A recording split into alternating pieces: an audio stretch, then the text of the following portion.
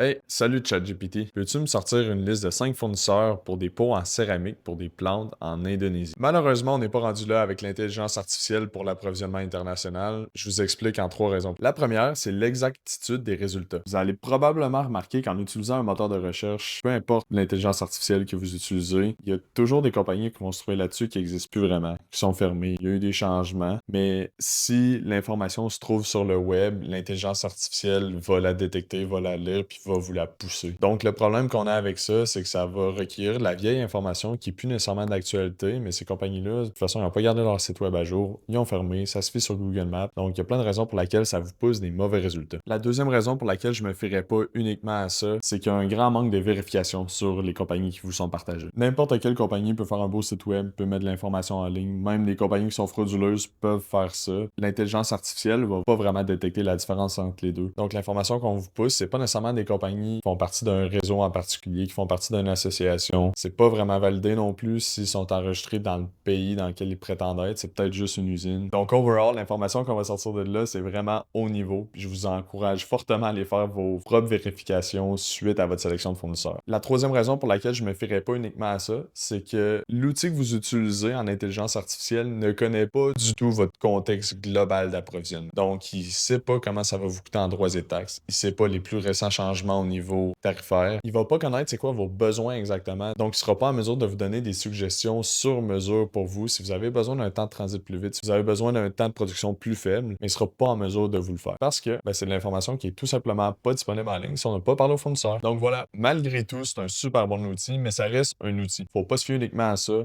Je m'en sers à chaque jour, moi, dans la recherche de fournisseurs que je fais pour mes clients. Donc, oui, évidemment, ça reste un outil qui est là, mais utilisez votre tête plus que l'intelligence artificielle, puis vous devriez avoir de bons résultats. Allez, c'est tout pour moi, on se dit à la prochaine.